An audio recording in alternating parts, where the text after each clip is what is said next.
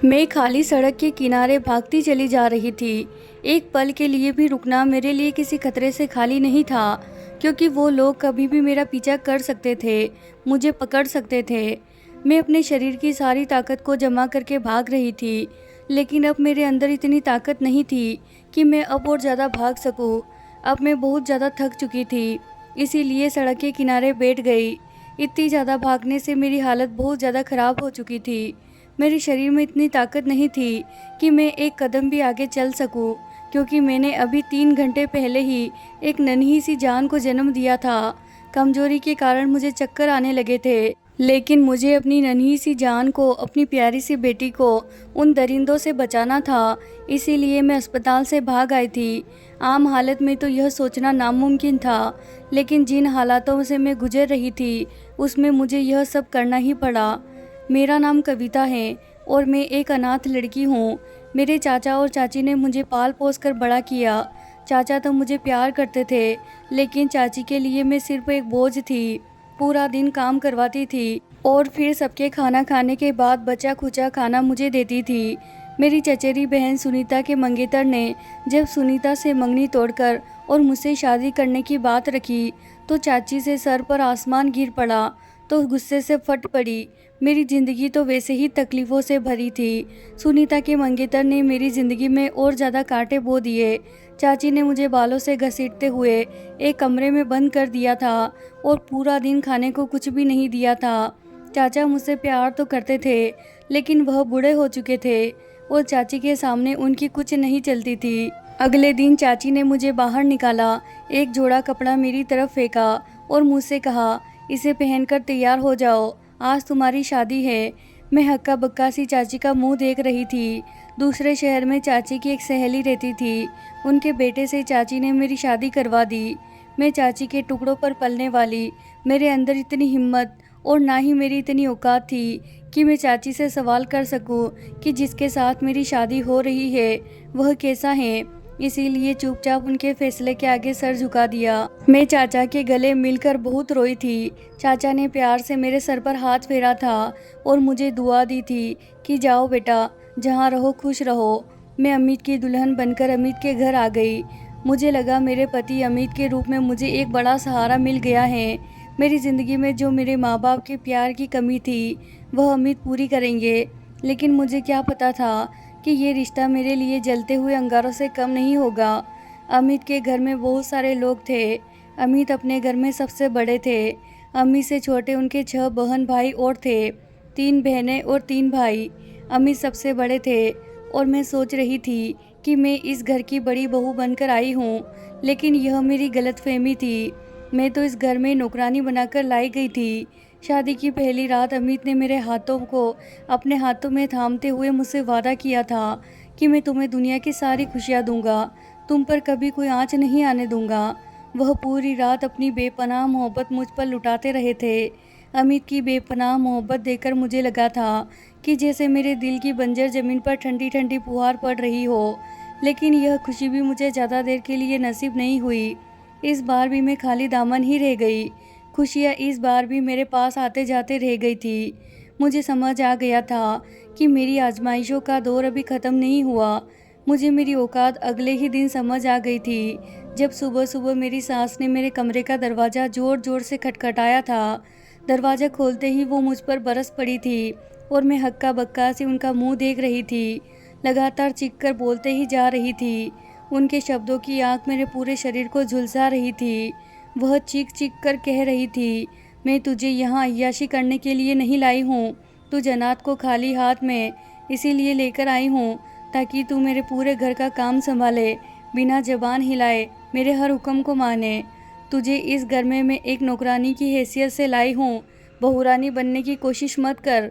8 बजने वाले हैं और तू महारानी की तरह अब तक सो रही है। तेरी चाची ने तो यह कहकर तुझे हमारे गले से बांध दिया कि तू बहुत ही मेहनती है, सारा काम बिना किसी चू चाय के कर लेती है, लेकिन तेरी आसार देख के तो नहीं लगता। मैं आंसू पीती हुई कमरे से बाहर निकली। मेरी चाची ने जानबूझकर मुझे इस दलदल में धकेला था।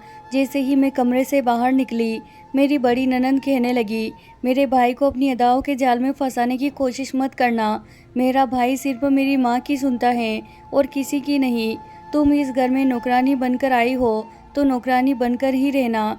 कोई भी ऐसा काम मत करना जिसकी वजह से तुम्हें धक्के देकर बाहर निकाला जाए। अपनी ननद की बात सुनकर मेरे रोंगटे खड़े हो गए।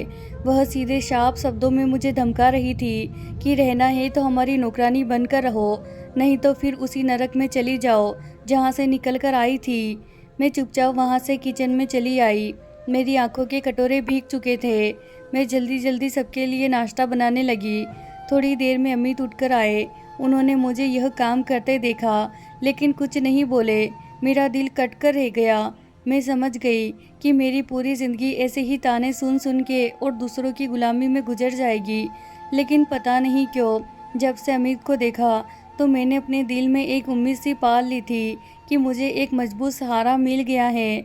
लेकिन जब यह उम्मीद टूटी तो मैं खुद को संभाल नहीं पाई। मैं टुकड़े टुकड़े हो गई थी। मेरी बड़ी ननंद ने ठीक कहा था कि अमित अपनी माँ की हर बात पर आंख बंद के विश्वास करता है।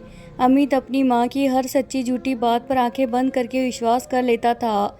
मेरी सास मेरी ना की हुई गलतियाँ भी अमित को घिनाती और अमित मुझे सबके सामने ही बेइज्जत कर देते। शुरू शुरू में मैंने अपनी सफाई देने की कोशिश की लेकिन अमित को मेरी बात सुनना ही नहीं था। वह तो बस अपनी माँ की सुनते थे। फिर मैंने भी बोलना छोड़ दिया। सुबह से लेकर शाम तक मैं पागलों की तरह काम करती और जब रात होती तो अमित अपना प्यार लुटाने के लिए तैयार बैठे होते थे। लेकिन उस समय मुझे अमित का प्यार एकदम बिना मतलब का लगता था। मेरा ठंडा रवैया देखकर अमित भी करवट लेकर सो जाते थे। जिंदगी ने मुझे बहुत बड़ी मात दी थी। धीरे धीरे दिन यूं ही गुजर रहे थे कि तभी मेरी ज़िंदगी में एक ठंडी हवा का झोंका आया जो मुझे अंदर तक सुकून दे गया। काफ़ी दिनों से मेरी तबीयत खराब थी लेकिन मेरी सास मुझे डॉक्टर के पास लेकर नहीं जा रही थी। और जब एक दिन मैं घर के काम करते करते अचानक बुरी तरह चकराकर गिर गई तो मजबूरी में मेरी सास को मुझे डॉक्टर के पास लेकर जाना ही पड़ा। डॉक्टर ने मेरा चेकअप किया और बताया कि मैं उम्मीद से हूँ। इस खबर ने मेरे अंदर एक नई जान फूंक दी। मैं खुशी से पागल हो रही थी। मैं दिल ही दिल में सोच रही थी कि ये खुशखबरी अमित को सुनाऊंगी तो वह कितना खुश होंगे। लेकिन मेरी खुशी मिट्टी में मिल गई जब मेरी सास ने कहा कि उन्हें बेटा चाहिए। अगर बेटी हुई तो आगे जो कुछ भी होगा उसकी जिम्मेदार मैं खुद होगी। अपनी सास की बात सुनकर मेरा दिल दहल गया था। लड़का या लड़की देना तो भगवान की मर्जी है, इसमें मैं क्या कर सकती थी। लेकिन मैं इतना ज़रूर जानती थी कि क्या मेरी सास को लड़का चाहिए तो अगर मेरी लड़की हुई तो मेरी सास उसे नुकसान ज़रूर पहुंचाएगी। मेरी सास ने मेरी ज़िंदगी की सबसे बड़ी खुशी को दुख में बदल दिया। मैं दिन रात इसी चिंता में डूबी रहती कि अगर लड़की हो गई तो क्या होगा। मैंने कई बार अमित से इस बारे में बात करना चाहा तो अमित ने मुझे टाल दिया। कहने लगे जो होगा देखा जाएगा। तुम अभी से इस फिक्र में क्यों घुली जा रही हो। तुम भगवान से प्रार्थना किया करो कि वह तुम्हें बेटा ही दे दे। कभी कभी अमित पर मुझे हैरत होती थी कि वह पढ़े लिखे होने के बावजूद भी सही और गलत में फ़र्क क्यों नहीं कर पाते हैं। अमित को अच्छी तरह मालूम था कि इस घर में मेरे साथ क्या क्या होता है, मेरे ऊपर क्या क्या जुल्म ढाए जाते हैं और उनकी माँ का सलूक मेरे साथ कैसा है। लेकिन उन्होंने मेरी तरफ से एक भी शब्द अपनी माँ को नहीं बोला था। वक्त धीरे धीरे गुजरता जा रहा था और मेरे 6 महीने गुजर चुके थे और यह 6 महीने मैंने रो रो कर काटे थे। मैं रो रो कर अपने भगवान से दुआएं मांगती, हे भगवान जब मेरी बेटी होगी तो ये लोग उसके साथ क्या सलूक करेंगे, क्योंकि मेरा दिल गवाही देता था कि मुझे बेटी ही होगी। लेकिन मैंने अपने दिल में पक्का फैसला कर लिया था कि अगर भगवान ने मुझे बेटी भी दिया तो मैं उसे लेकर कहीं दूर चली जाऊंगी।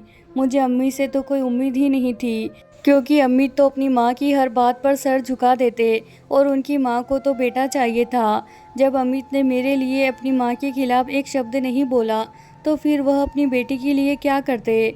मेरे 9 महीने पूरे होने वाले थे लेकिन मैं अभी भी पूरे घर का काम करती थी। सुबह से लेकर रात तक पूरे घर का काम करती, थक थक कर चूर हो जाती थी। खाने पीने का भी कोई खास इंतजाम नहीं था, जो कुछ मिल गया वही खा लिया। कभी खाने का मन नहीं किया तो ऐसे ही सो गई। कोई आदर करने वाला नहीं था कि उठो खाना खा लो। अमित को कभी कभी अपनी नौकरी के काम से दूसरे शहर जाना पड़ता था और उन्हें वहाँ कई कई दिन लग जाते थे। ऐसे ही अमित अपने काम से बाहर गए हुए थे कि तभी मुझे लेबर पेन शुरू हो गया। मैंने अपनी सास को बताया तो कहने लगी, पहले जो मैले कपड़े पड़े हैं इन्हें धो ले, फिर बाद में मैं तुझे डॉक्टर के पास ले चलती हूँ। मैं हैरत से अपनी सास को देख रही थी कि कोई इतना पत्थर दिल कैसे हो सकता है। मैंने जैसे तैसे करके कपड़े धोए, फिर जाकर मेरी सास मुझे हॉस्पिटल लेकर गई, जहाँ कुछ ही देर में मैंने एक खूबसूरत सी बच्ची को जन्म दिया। जब नर्स ने मुझे बताया कि तुमने एक बच्ची को जन्म दिया है तो मैं बहुत ज़्यादा डर गई। मैं उस नर्स के हाथ जोड़ने लगी कि प्लीज़ मेरे घर वालों को अभी कुछ मत बताना। नर्स हैरत से मुझे देखने लगी, कहने लगी ऐसा क्यों? मैंने उसे सारी बातें बता दी। मैंने उससे कहा कि मुझे यहाँ से भगा दो, नहीं तो वो लोग मेरी बच्ची को मार देंगे। वो नर्स रहम दिल थी। उसने मुझे एक चादर दी और मेरी बच्ची को एक कंबल में लपेटकर मेरी गोद में देकर कहा, तुम पिछले दरवाजे से निकल जाओ, तुम्हारे पास आधा घंटा है, मैं उन लोगों को संभाल लूँगी। मैंने उस नर्स का शुक्रिया अदा किया और लेबर रूम के पिछले दरवाजे से भाग गई। भागते भागते मैं सड़क पर आ गई थी। भागते भागते मैं इतना ज़्यादा थक चुकी थी कि सड़क के किनारे पर बैठ गई थी कि तभी एक गाड़ी वहां आकर रुकी और उसमें से एक बूढ़ा आदमी और एक बूढ़ी औरत निकले। वह मेरे पास आए और कहने लगे, बेटी तुम यहाँ ऐसे क्यों बैठी हो, तुम्हें कुछ चाहिए क्या? मैंने उनसे कहा, हाँ मुझे एक छत चाहिए जहाँ मैं इज्जत से अपनी बेटी के साथ रह सकूं। मैं अपनी नाजुक सी कली को सीने से लगाए रो रही थी और उन लोगों को मेरे ऊपर तरस आ गया। मेरी हालत ऐसी नहीं थी कि वह लोग मुझसे और ज़्यादा सवाल जवाब करते। मुझसे कहने लगे, बेटी हमारे साथ हमारे घर चलो, हम अपने घर में अकेले रहते हैं, हम तुम्हें और तुम्हारी बच्ची को अपने साथ रखने के लिए तैयार हैं, जहाँ तुम इज्जत से अपनी ज़िंदगी जी सकती हो। मेरे लिए वो लोग बिल्कुल अनजान थे, लेकिन मैं सड़क पर यूं ही कब तक बैठी रहती। मैं चुपचाप बिना कुछ सोचे समझे गाड़ी में आकर बैठ गई। वो लोग मुझे अपने घर ले गए। घर क्या था, एक आलीशान महल था। दोनों लोग अपने घर में अकेले रहते थे, नौकरों की कमी नहीं थी। उन्होंने मुझे और मेरी बेटी को एक अलग से कमरा रहने के लिए दे दिया और मुझसे कहा कि बेटा तुम हमें माँ और बाबूजी कह सकती हो, क्योंकि हम औलाद को तरसते रहते हैं। हमारा एक ही बेटा है जो विदेश में रहता है, जो कभी कभी ही हमसे मिलने आता है। माँ बाबूजी ने ही मेरी बेटी का नाम सोनी रखा था, क्योंकि मेरी बेटी बहुत सुंदर थी, एकदम गोल मटोल सी गोरी चिट्टी। मैं बहुत ही सुकून से माँ बाबूजी के साथ रह रही थी। वो लोग मेरी बेटी को बहुत प्यार करते थे, पूरा पूरा दिन अपनी गोद में खिलाते। मैंने उन्हें बता रखा था कि मेरे पति की मौत हो चुकी है और मेरे ससुराल वाले अच्छे लोग नहीं हैं, उन्हें बेटा चाहिए था, इसीलिए वह मेरी बेटी को नुकसान पहुंचा सकते थे और इसीलिए मैं अपनी बेटी को लेकर भाग आई। माँ बाबूजी ने कहा था कि तुम आराम से यहाँ रहो, तुम्हें और तुम्हारी बेटी को कोई नुकसान नहीं पहुंचाएगा। मैं हैरान होती थी कि मैं कितनी बदनसीब थी कि मुझे सच्ची मोहब्बत कहीं भी नहीं नसीब हुई और मेरी बेटी कितनी खुशनसीब है जिसे गैरों से सच्ची मोहब्बत मिली थी। मैं भी माँ बाबूजी की एक बेटी बनकर ख्याल रखती थी, उनकी हर छोटी छोटी ज़रूरतों का ख्याल रखती, उनकी सेवा करके मुझे खुशी मिलती थी और वह मुझे दुआएं देते नहीं थकते थे। कहते थे कि पिछले जन्म में ज़रूर कोई अच्छे काम किए होंगे जो तुम हमें मिली। समय पर लगाकर उड़ रहा था। अब मेरी बेटी 1 साल की होने वाली थी कि तभी माँ बाबूजी बीमार पड़ गए और बिस्तर से लग गए। मैं दिन रात उनकी सेवा में लगी रहती थी। एक बार बाबूजी मेरा हाथ पकड़कर कहने लगे, बेटा कविता, मैंने तुम्हें अपनी सगी बेटी की तरह रखा है। मैंने तुमसे सगी बेटी से भी ज़्यादा मोहब्बत की है और सोनी को तो मैंने अपनी गोद में खिलाया है। मैं नहीं चाहता कि हमारे मरने के बाद तुम बेसहारा हो जाओ। हमारी बीमारी का सुनकर हमारा बेटा विदेश से आ रहा है, तो मैं चाहता हूँ कि मैं तुम्हारी शादी अपने बेटे से करा दूँ, फिर तुम और सोनी हमेशा इस घर में रहोगे, तुम्हें कोई तकलीफ़ नहीं होगी। बाबूजी के मुंह से यह बात सुनकर मैं हक्का बक्का रह गई। मैं तो शादीशुदा थी, मैं भला उनके बेटे से शादी कैसे कर सकती थी। मैं अब भी अमित की पत्नी थी। मैंने मना करने के इरादे से बाबूजी की तरफ देखा, लेकिन उनकी उम्मीद भरी नज़रें मुझ पर टिकी हुई थी। मैं मना करते करते रह गई। मैं एक बीमार इंसान का दिल नहीं तोड़ सकती थी। मैंने सोचा जब उनका बेटा आ जाएगा तो उससे बात करूंगी कि मैं शादीशुदा हूँ और मेरा पति जिंदा है, और मुझे यकीन है वह मेरी बात को ज़रूर समझेगा और अपने माँ बाप को भी समझा देगा। मेरी हाँ ने जैसे उनके अंदर एक नई जान फूंक दी थी। वो लोग कितनी खुशी से शादी की तैयारियां कर रहे थे। मैं हैरान थी। मेरा एक एक दिन बहुत ही मुश्किल से कट रहा था। 2 दिन बाद उनका बेटा आने वाला था।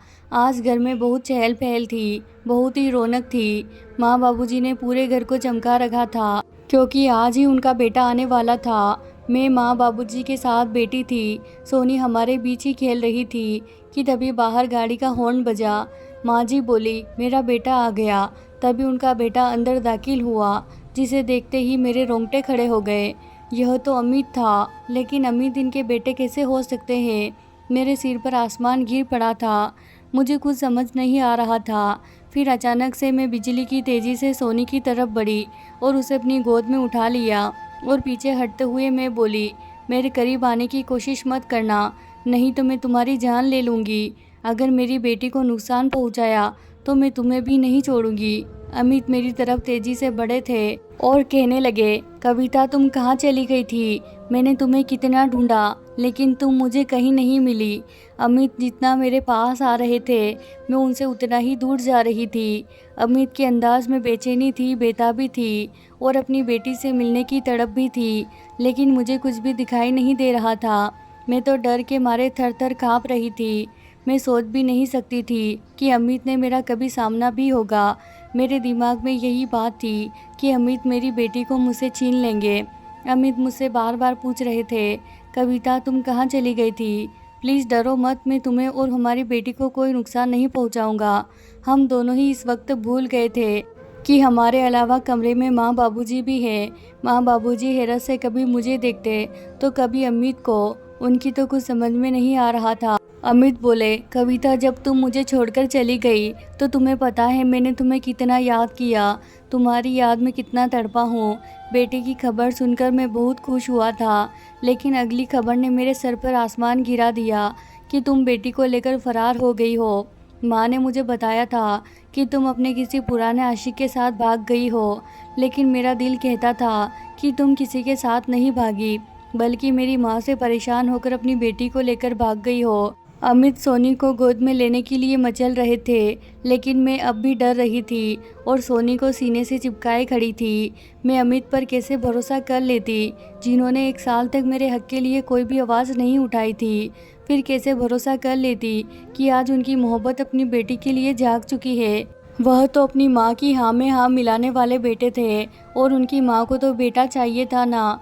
बाबूजी हैरत से यह सब कुछ देख रहे थे और हमसे बार बार पूछ रहे थे कि बेटा यह सब क्या है, क्योंकि उनकी नज़र में तो मैं विधवा थी और मैं भी यह जानना चाहती थी कि अमित उनके बेटे कैसे हो गए। अब बाबूजी ने सोनी को मेरी गोद से ले लिया था और अपनी गोद में बिठा लिया था। फिर धीरे धीरे सारी गांठें खुलती चली गई। अमित माँ बाबूजी के ही बेटे थे। बचपन में ही उनके चाचा ने उन्हें गोद ले लिया था, क्योंकि उनके चाचा की कोई औलाद नहीं थी। लेकिन भगवान की मर्जी, अमित को गोद लेते ही उनके घर में बच्चों की लाइन लग गई। उनके घर 6 बच्चों ने जन्म लिया, 3 लड़के और 3 लड़कियां। अमित का एक बड़ा भाई था, इसका नाम प्रकाश था। वह माँ बाबूजी के साथ रहता था, लेकिन एक रोड एक्सीडेंट में प्रकाश की मौत हो गई। माँ बाबूजी अब बिल्कुल अकेले हो गए थे। उन्होंने अपने भाई से कहा कि अब अमित को मुझे दे दो, तुम्हारे घर तो भगवान की कृपा से 6 बच्चे हैं। लेकिन अमित की चाची एक लालची औरत थी। उनकी नज़र बाबूजी के पैसों पर थी।